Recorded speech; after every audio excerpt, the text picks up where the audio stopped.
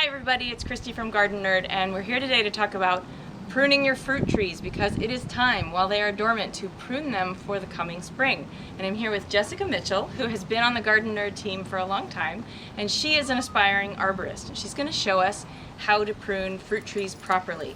And before we get started, we have a dog running around here. It's pretty cool. And we're here with a lot of fruit trees. We're standing in with this is a pear, right? Yes. Yes. So before we get started, we're going to talk about the basics, which is dead, diseased, and disorderly. And dead is pretty easy to identify, right? If it's white or when it's brown and when you cut a cross section, it's dead. You should cut it off. Diseased is also pretty obvious most of the time. It's usually got sap flowing out of it or something like that. You can cut that off as well. Disorderly is where Jessica comes in, and she's going to show us how to identify what disorderly looks like and how to get rid of it and shape your trees the way that you want.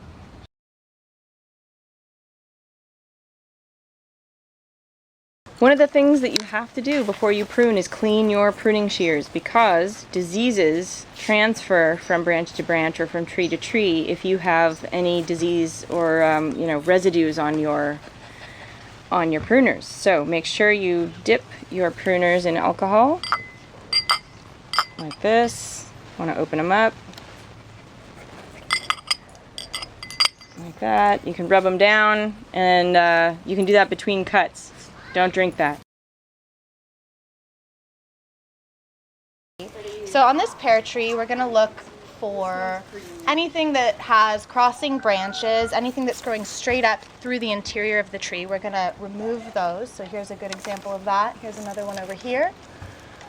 And here's a good example of crossing branches. When these branches grow and get wider, they're going to rub up against each other, and that can actually cause some damage to the bark, and that can open up the interior of the tree, expose the cambium layer, which is where all the cells divide, and it can actually allow pathogens like fungi and bacteria into the tree.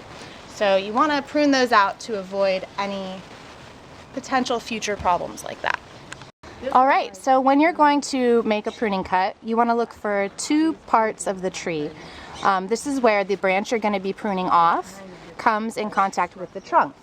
So you want to look for the branch bark ridge, which you can see right here. It's that the ridge of bark that is growing, and the branch collar here.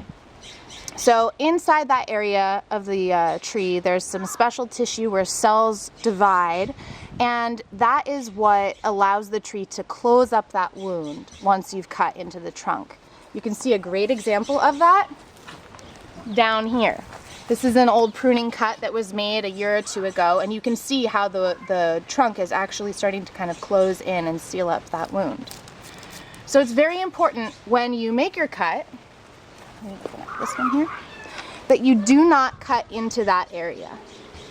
All right, so we're going to prune out this branch that is growing straight up through the interior of the tree and crossing with other branches in multiple places. That one. So we're going to find the base where it connects to the other branch. We're going to look for that branch collar and branch bark ridge that wrap around. And we're going to make a clean cut. Oh, when you do this, it's very important to make sure that the blade side, you can see the blade here, is closest to the trunk where the branch attaches. That means that you can get a really nice clean cut. If you were to turn these guys around and cut this way, then you're gonna have a little stub left over at the end. Oops. So I'm gonna make sure my blade of my shears or my loppers are close to. Gonna look for the branch bark ridge, and then going to make the cut. If you make a cut that is not quite in the right position, a couple things can happen. It's going to prevent that cut from sealing over.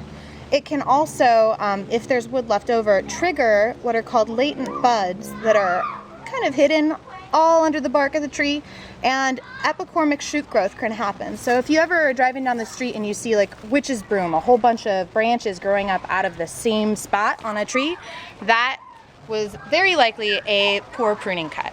So I'm going to come in here and clean this up a little bit with this tiny little saw.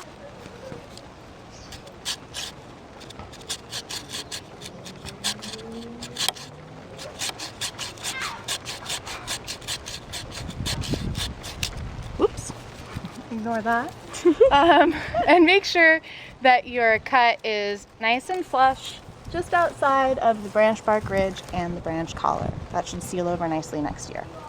While you're pruning, it's important to walk around the tree and see what it looks like from all directions, because if you prune in 2 dimensions, you're going to end up with a funky tree from other areas of the garden. So walk all the way around and see where the branches fall, and how they line up and how it looks. Sorry, tree. And you'll end up with something that is well-rounded and attractive. So when you are going to remove a larger branch that has some weight on it, you can see this one right here, comes up, goes out over there. You actually want to make 3 cuts. The first cut is going to be an undercut. You don't have to go very far, just a little bit. The idea here is that you're separating the bark, you're cutting into the bark so that when the weight of this falls, it will not strip the bark down the trunk of the tree, creating a large wound. So you always want to make the undercut first. The next cut you're going to make is going to remove the weight of the branch. You want to make that several inches outside of that undercut that you just made. So I'll do that now.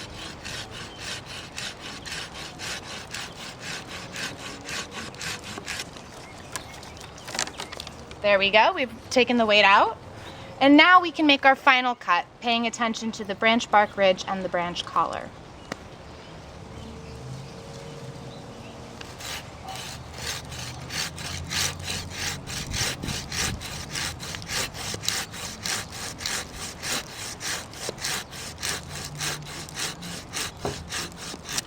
There you go.